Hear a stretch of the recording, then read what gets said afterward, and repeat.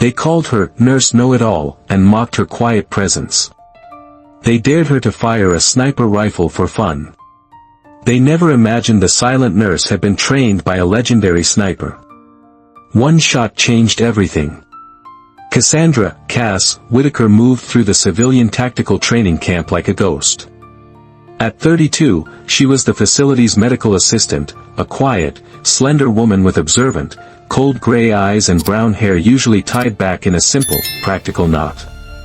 Her official job was to bandage cuts, treat sprains, and maintain the first aid kits. Her unofficial job was to be invisible, a task she performed with practiced ease. The camp was a testosterone-fueled world of combat veterans, ex-cops, and alpha male wannabes. They saw her as the ghost nurse, a background character there to clean up their scrapes and endure their casual, dismissive jokes. She never reacted, never corrected, never spoke of the life she had lived before. Her quiet competence first became a source of irritation for Sergeant Rodriguez, a gruff ex-Marine instructor with a swagger that far outstripped his actual expertise. One afternoon, a new recruit, fumbling with his rifle, accidentally misfired. The kickback sent the barrel slamming into his own shoulder, opening a deep gash that bled profusely. While others stood frozen in shock, Cass moved. She was beside the panicking recruit in seconds, her hands a blur of surgical precision. She didn't reach for a bandage, she applied direct, targeted pressure to the exact arterial point needed to stanch the heavy bleeding, a classic battlefield technique. Her movements were calm, economical, and brutally effective. "Get the medic," someone shouted.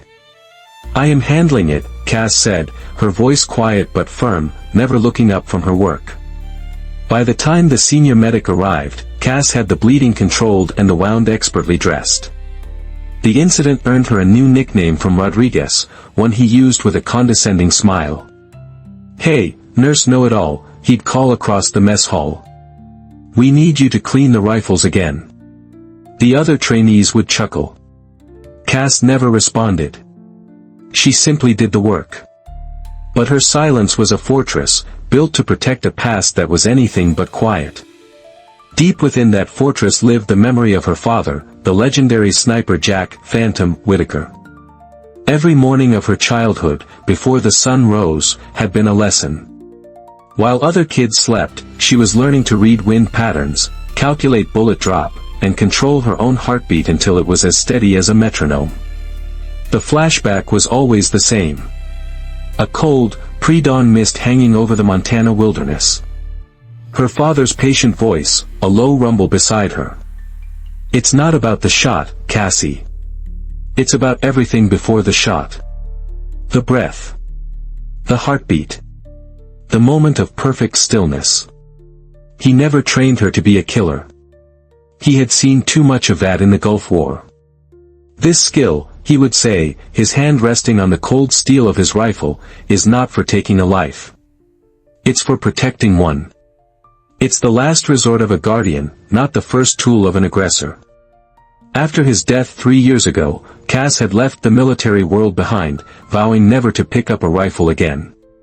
But the training, the discipline, the mindset, that was a part of her she could never erase. It was in the methodical way she organized the medical bay, in the quiet way she observed everything around her. And it was in the profound patience she showed as men like Sergeant Rodriguez, blind to the ghost in their midst, continued their campaign of petty mockery. The facility announced a mandatory marksmanship test. It was meant to be a fun, morale-boosting competition, a break from the usual grueling training. For Cass, it was a nightmare. It was a direct threat to the quiet, anonymous life she had so carefully constructed. Her past was a locked room, and this competition was a key turning in the lock.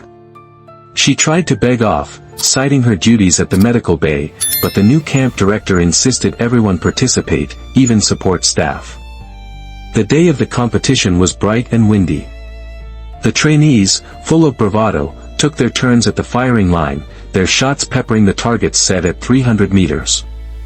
The results were average, a mix of hits and misses. Then, it was Cass's turn.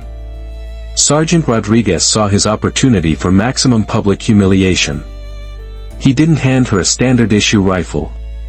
He walked to the armory case and retrieved the camp's prized possession, a military-grade M24 sniper rifle, a powerful, high-precision weapon far beyond the skill of any amateur. He carried it over to her with a theatrical flourish. "Come on, Nurse Know-It-All," he announced, his voice booming across the range so everyone could hear. "Let's see what you can do with a real weapon."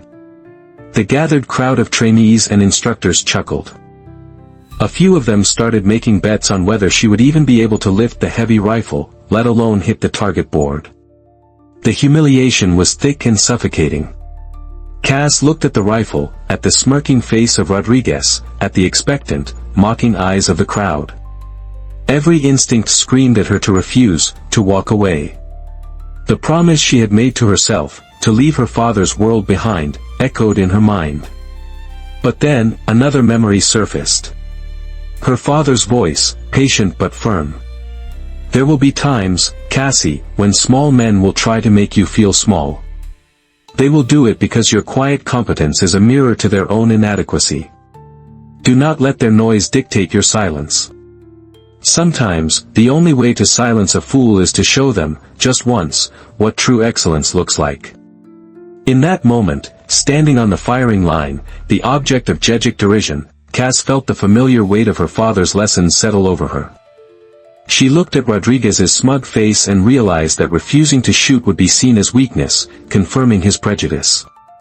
It would be a betrayal of the very discipline her father had taught her. Her resolve hardened. She would shoot. Not for them. Not to show off. But for him. For herself. For the quiet dignity they were trying to strip away. She stepped forward.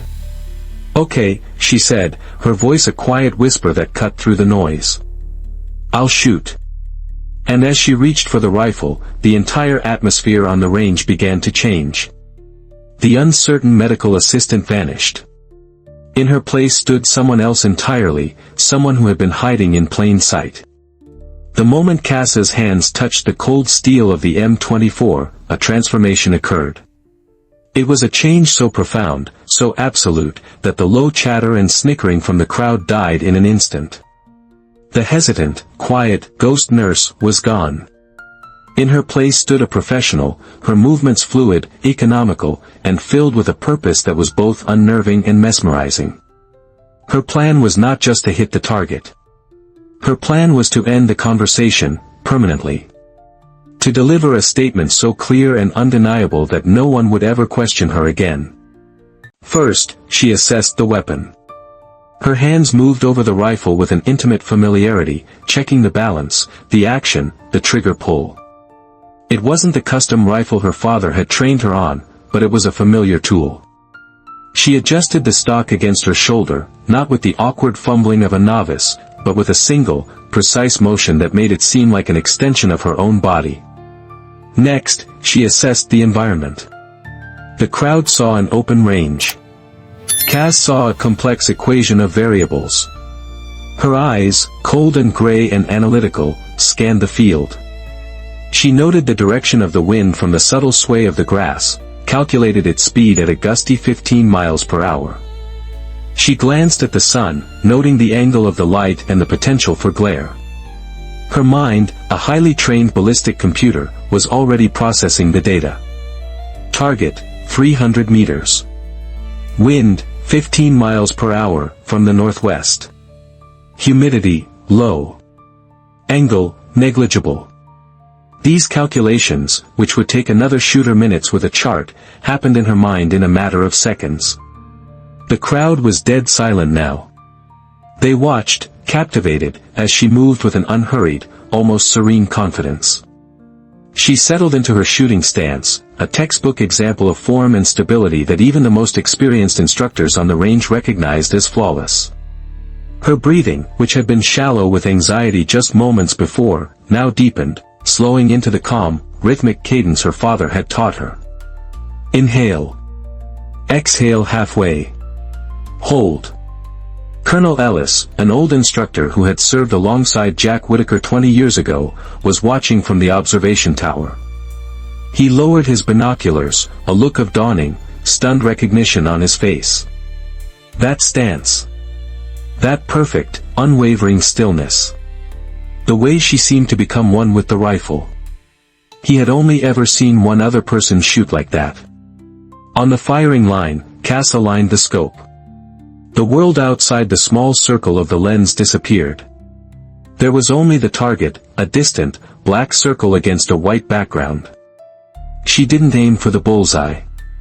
She aimed for the mathematical center of the bullseye, a single point in space no bigger than a pinprick. She felt her heartbeat slow, felt the perfect stillness settle over her, the moment her father had always called the quiet between the beats. It was time. Cass squeezed the trigger. The motion was so smooth, so controlled, it was less a pull and more a release. The M24 cracked, the sound a sharp, clean thunderclap that rolled across the silent range. The rifle kicked back against her shoulder, a familiar, solid impact she absorbed without a flinch. The shot was away. For a long moment, no one moved. All eyes were on the distant target, waiting for the result. The spotting scope, manned by a now wide-eyed instructor, focused in. A collective gasp rippled through the crowd. Dead center, the instructor whispered into his radio, his voice filled with awe. It's a perfect centermass shot. I think she shot through the mounting screw. It wasn't just a bullseye. It was a shot of such surgical precision that it defied belief. It was a statement. Sergeant Rodriguez's jaw was hanging open, his smug, condescending smile replaced by a look of utter, slack-jawed disbelief. The trainees who had been laughing just minutes ago were now staring, their faces a mixture of shock and a dawning, uncomfortable fear. They hadn't just witnessed a good shot. They had witnessed something that felt impossible, something that belonged to the realm of legends. From the observation tower, Colonel Ellis's whisper carried down to those nearby. That's not just skill, he said, his voice trembling slightly. That's a signature. That's Jack Whittaker's girl. The name, Whittaker, rippled through the small group of veteran instructors, a name that carried the weight of myth. Phantom, Jack Whittaker. The legendary sniper. His daughter. It all clicked into place. The quiet nurse, the impossible shot, the ghost in their midst. This was Cass's psychological operation, and it was devastatingly effective. Her tormentors weren't just impressed, they were silenced, their arrogance shattered by a single, undeniable display of absolute mastery. They now looked at her with a new emotion, awe, tinged with a healthy dose of fear. Who was this woman? What else was she capable of? Cass's part was done. She showed no emotion. No triumph, no smile. She calmly unseated the rifle, placed it gently back on the rack, and turned away from the firing line. Her face was as impassive as it had been when she was cleaning the floors. She didn't look at Rodriguez. She didn't look at the crowd. She simply walked away, her quiet footsteps the only sound in the stunned silence. Her silence, her utter lack of reaction to her own incredible feat, was the final, crushing blow. It was more powerful than any boast. It was the quiet confidence of someone who knew, without a shadow of a doubt, that she was on a completely different level. 3 days after the incident at the range, the whispers about Coach Cass were still abuzz around the facility. The mockery had vanished, replaced by a mixture of awe and nervous respect. But Cass ignored it, returning to her quiet routine in the medical bay. Her single shot had been a defensive measure, a way to reclaim her peace. She had no desire for the spotlight. But the world had other plans. An urgent alert blared through the camp's PA system. Code red. All personnel to designated bunkers.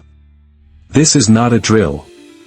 Intelligence reports, part of a planned, hyper-realistic tactical simulation, indicated a hostile sniper team was moving toward the training facility.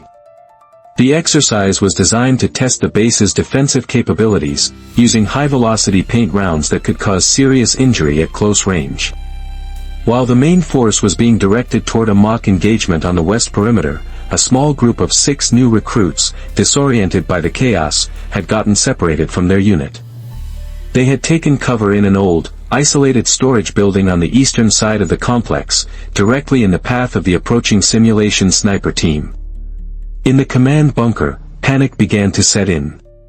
Colonel Ellis watched the tactical display, his face grim. "The response team is on the other side of the base," he said to his operations officer.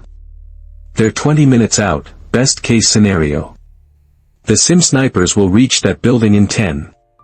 The recruits had been ordered to maintain radio silence to avoid detection. They were trapped, unaware of the danger closing in on them. If they were discovered, the exercise scenario dictated a close-quarters engagement. Someone was going to get hurt. Standard protocol was clear: wait for the tactical team. But protocol was about to fail. Cass, being evacuated with the other support staff, overheard the frantic radio chatter. She knew the facility's layout better than anyone. She knew the recruit's location. And she knew that from the roof of the abandoned administration building, there was a single, clear line of sight to the eastern approach. A difficult, 800-meter shot, complicated by gusting winds. A shot no one else on base could make in time. She thought of her father's words: "This skill isn't for killing. It's for preventing someone else from being killed." Without asking permission, without a word to anyone, she slipped away from the evacuating group. She made her way to the armory, where the M24 rifle still sat, a silent challenge. She acquired the weapon and a handful of rounds, her movements swift and purposeful. She climbed to the roof of the administration building, the highest vantage point on the base, and set up her position. Through her scope, she saw them. 3 figures in full tactical gear, moving with professional efficiency toward the storage building. The recruits inside were oblivious. Cass had one shot. To miss would be to reveal her position and accelerate the crisis. She became one with the rifle. The world dissolved. There was only the wind, the distance, the target, and the breath in her lungs. She settled the crosshairs on the center-mass target sensor of the lead simulation sniper. She exhaled half her breath, found the still point, and squeezed the trigger. 800 meters away, the lead sniper's gear lit up with a piercing beep and a flashing red light. A direct hit. Exercise terminated. The communication system crackled to life. Simulation concluded. Threat neutralized. All personnel safe. In the command bunker, stunned silence turned to disbelief. Colonel Ellis stared at the tactical map. "Who took that shot?" he demanded. He knew the answer before he even asked. He found Cass on the roof, calmly securing the rifle. He looked at her, at the quiet medical assistant who had just, from half a mile away, saved 6 of his recruits from harm. He didn't speak. He simply raised his hand in a slow, crisp military salute. It was the ultimate checkmate. Cass had not just proven her skill, she had demonstrated its true purpose. It wasn't about hitting a target on a range. It was about protecting lives when it mattered most. She had used her father's deadly gift to prevent violence, fulfilling his legacy in a way that was more powerful than any medal. The story of the Angel of AA's shot spread through Fort Braxton like wildfire. The quiet medical assistant who had silenced the range with a single bullseye had now, with another perfect shot, averted a training disaster.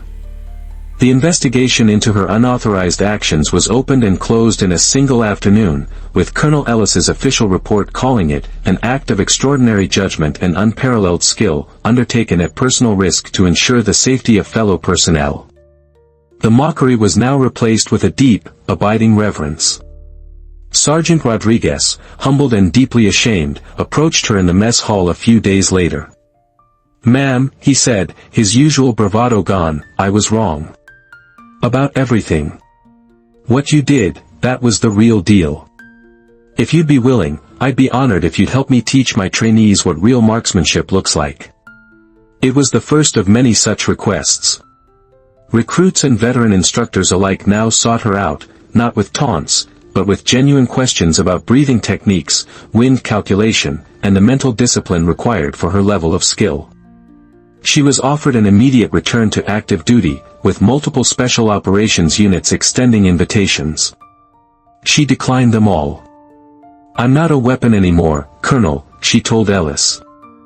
"I'm here to help people heal, and to teach. That's the promise I made to my father." Colonel Ellis, understanding, came back with a different offer. A week later, Cass was no longer a medical assistant. She was appointed as the camp's new civilian head instructor for marksmanship and tactical medicine, a position created just for her. The trainees affectionately called her Coach Cass. One evening, Colonel Ellis approached her with a sealed, yellowed envelope. "Your father left this with me, years ago," he said. "He told me to give it to you only after you had proven something, not to the world, but to yourself." Inside was a letter, in her father's familiar, steady hand. "Cassie. If you're reading this, it means you finally used your skills for the reason I taught them to you. Not for glory, not for a score, but to protect someone when no one else could. It means you've understood that our training was never about being the best shooter, it was about being the right person, in the right moment. You have kept your promise to me, sweetheart. But more importantly, you've kept your promise to yourself. I am so proud of you. Dad." Cass sat in the quiet medical bay, her father's letter in one hand and his old watch on her wrist. For the first time since his death, she smiled, a genuine, peaceful smile that reached her cold gray eyes and warmed them from within. She had found a way to honor her father's legacy, not by following in his footsteps, but by creating her own path, one that blended his lethal precision with her own innate desire to heal.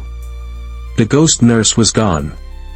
In her place was a coach, a mentor, a guardian. This story is a powerful reminder that the greatest skills are not those used for personal glory, but for the protection of others. It's a testament to the quiet strength of those who carry a heavy legacy, and the moment they choose to use it for good.